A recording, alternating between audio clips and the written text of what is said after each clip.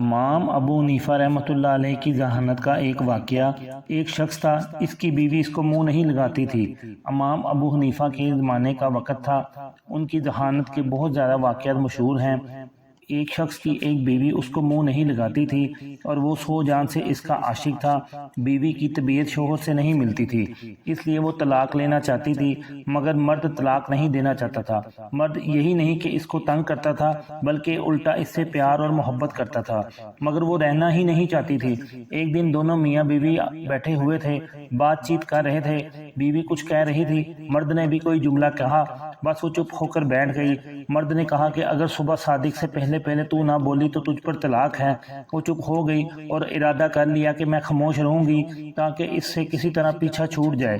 وہ بیچارہ پریشان ہوا، ہر چند بلوانا چاہتا تھا مگر وہ بولتی ہی نہیں تھی۔ اب وہ سمجھ گیا کہ یہ طلاق لینا چاہتی ہے، اس طرح بیوی مجھ سے جدا ہو جائے گی۔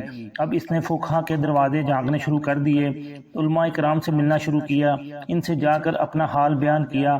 انہوں نے یہی کہا کہ جا کر اس کی خوشامد کرو اور صبح صادق سے پہلے کسی طرح بلوا لو، ورنہ صبح صادق ہوتے ہی وہ تیرے ہاتھ سے نکل جائے گی۔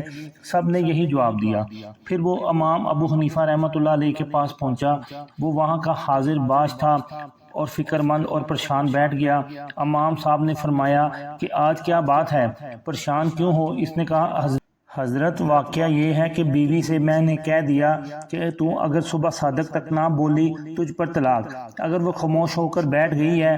امام ابو حنیفہ نے فرمایا، طلاق نہیں پڑے گی، مطمئن رہیے۔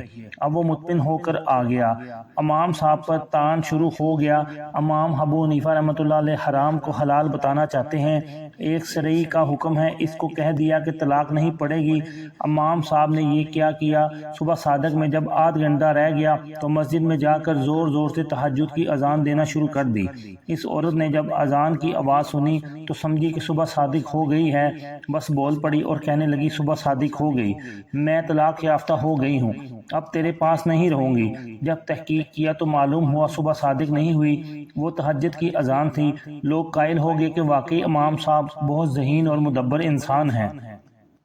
یہ تھے امام ابو حنیفہ، جن کی ذہانت کے بہت سارے واقعات موجود ہیں۔